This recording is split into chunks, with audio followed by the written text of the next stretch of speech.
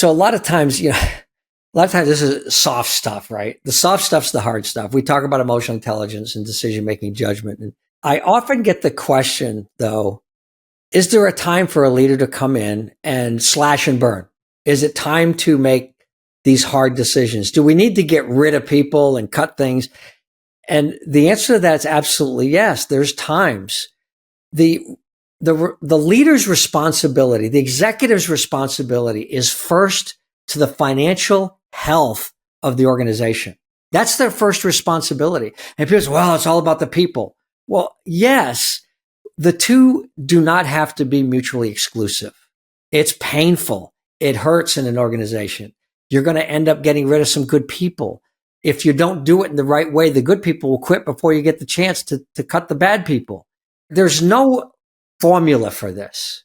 It is the most difficult decision in the world for an executive to come into a failing organization, turn it around, and maybe save some of those people.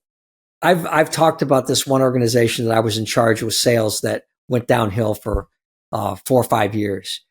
And in that time, over the first year, I only fired one person. We had an organization of 30 to 35 people. I got rid of one person because we were able to turn sales around, increase profitability. We increased goals of the individual. The team came together and really pulled together, and we were able to turn it around.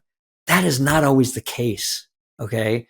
Sometimes we have to really take care of business and reduce expenses in order to survive. It has been my experience that organizations make a big mistake with this. And the big mistake is they do it quarter by quarter. They cut a little bit, cut a little bit, cut a little bit, cut a little bit, instead of taking a big cut. Get rid of, if you have to, 30% of the people, and then turn the organization around to survive. Because the problem is we cut 5%, you cut 5%, you cut 5%. You're starting to get closer and closer to the middle of that organization, and people, they're going to go find jobs. You're going to lose your best people. And it's not always possible with really large organizations. But if you're making cuts every quarter or once a year, you're going to feel it in your culture.